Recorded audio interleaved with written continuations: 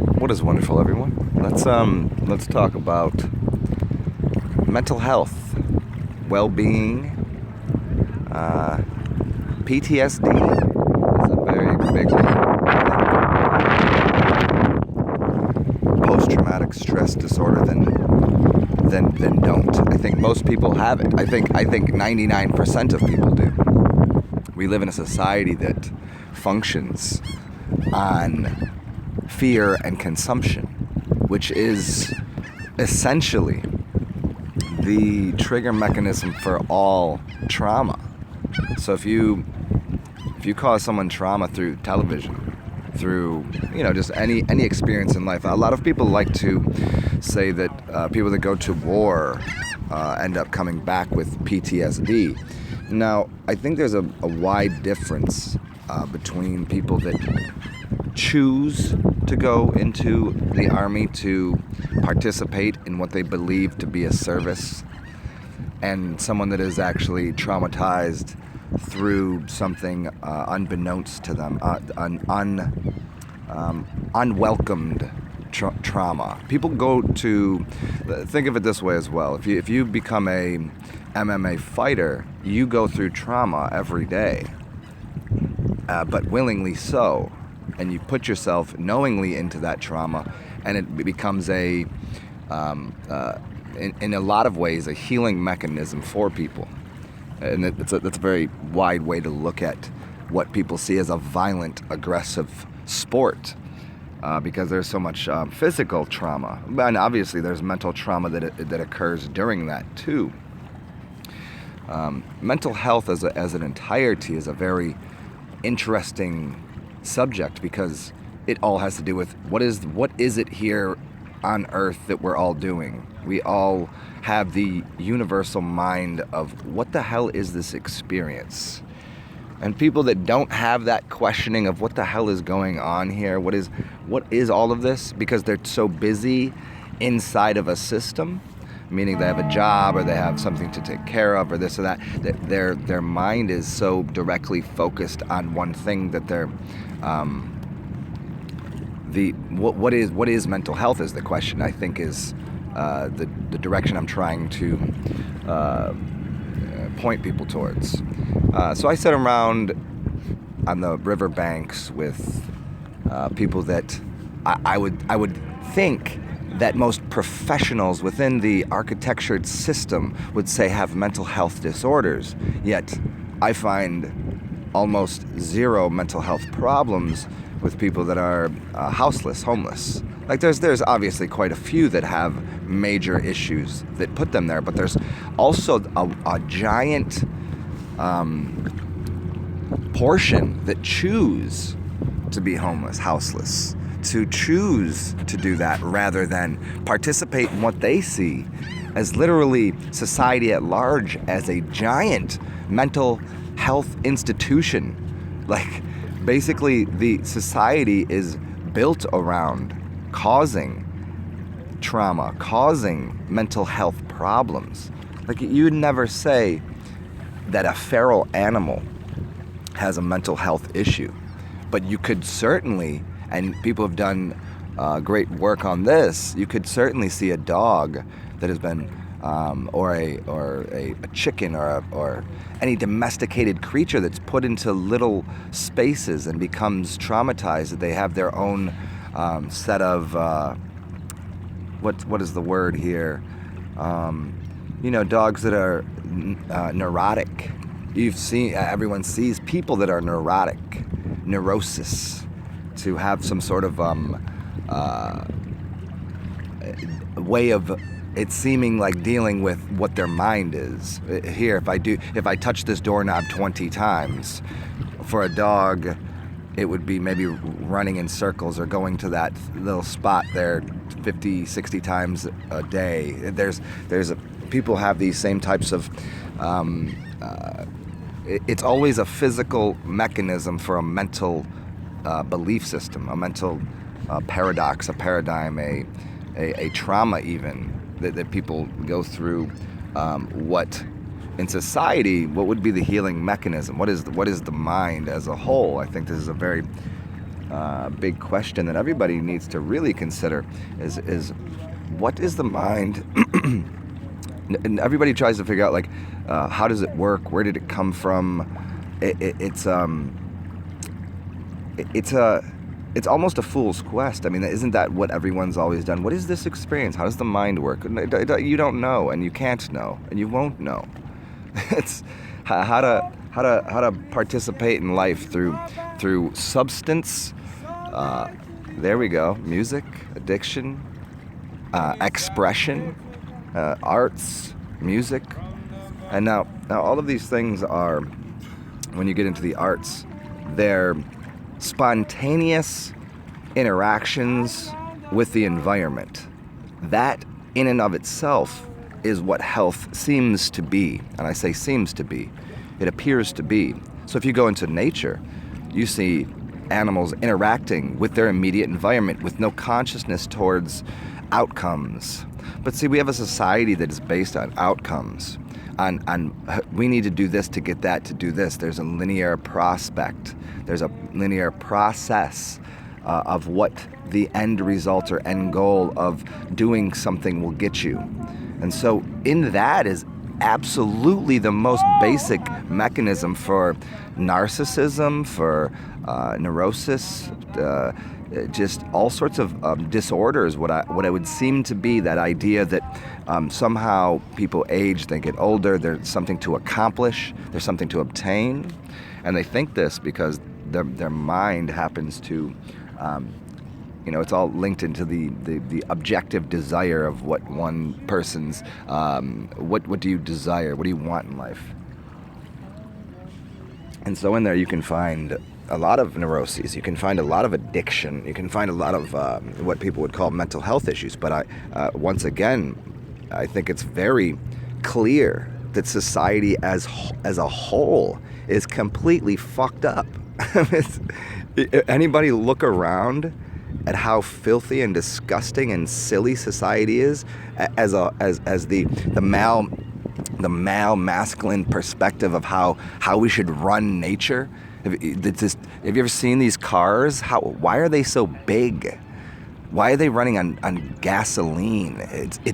Who would put that in the air? What kind of maniac would think that's a good idea to be in a city smelling those things? What kind of maniac would build a building on like 50 stories high? Why would you want to live on top of each other in a box? Like, see that even in the most basic things. Like, I'm not suggesting people should be living outside and not having a home. This is not the solution, but the society that we have with all of these different the checkers of the facts and the fact checkers that check the facts that were on the database with this, and then you gotta have this person to ticket this thing and make sure that this is in this side of this line here, color within the lines. Everybody knows that from kindergarten, right? And we have these society as a whole, we build people that are traumatized. We build trauma into the human experience, which causes so much chaos. Like, I'm looking at this ship rolling by. It's got all these boxes on it. Boxes of stuff and things coming from where, doing what. Like, it gets into this, like, just to take a little side trip down another corridor of the mind. Like, why bring all these things from foreign lands? Why the IKEA furniture? Why aren't we getting local grown herbs? Why aren't we getting local grown fruits and vegetables? Why aren't we building things in our community? Why not? What in society built these really profound narcissistic relics of the masculine, penile, projectile, rectilinear, cut up nature into this divide and conquer conquest of, it's so bizarre. Yet we've built that into the entire architecture, into the entire system. And I say we, I don't, it always gets into this, who created the fiat currency and money and what was the purpose, and all these archons and architects of control and domination. And And, we get into that religion thing and all of this, which is obviously a trauma-based system as well. I mean, school is too. Look at what school does.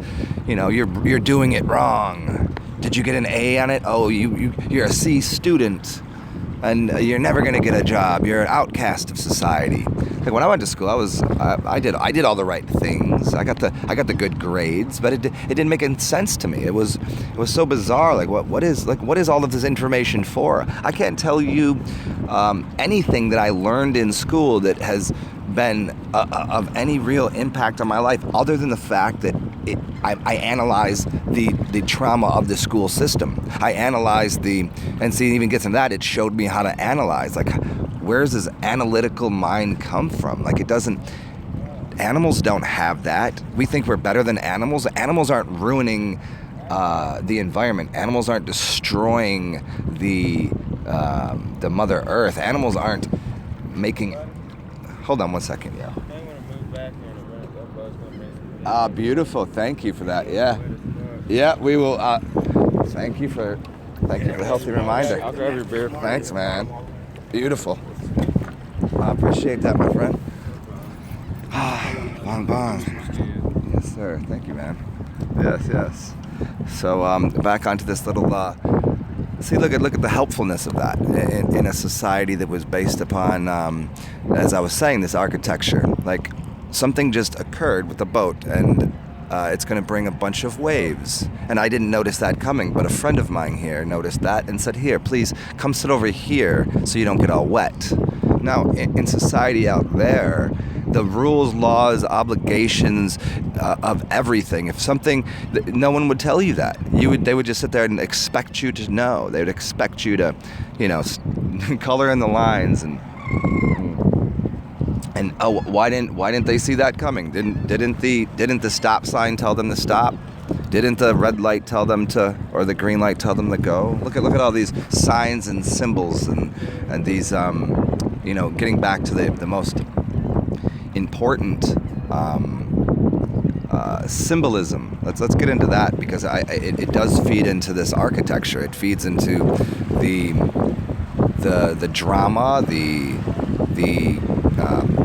trauma, even the drama in the trauma of things, because we have these false symbols, these false signs that somehow, like, oh, you should know what that means. Yet I've sat and studied esoteric and occult symbolism for 15 to 20 years now, and half of it I go, what the fuck does that even mean? I think most people would tell you, if people that know me, I've had many people say, you're one of the more brilliant people I've ever spoke to. You know things that, how do you know that? Yet I can't even figure out how these symbols work. What does that even mean?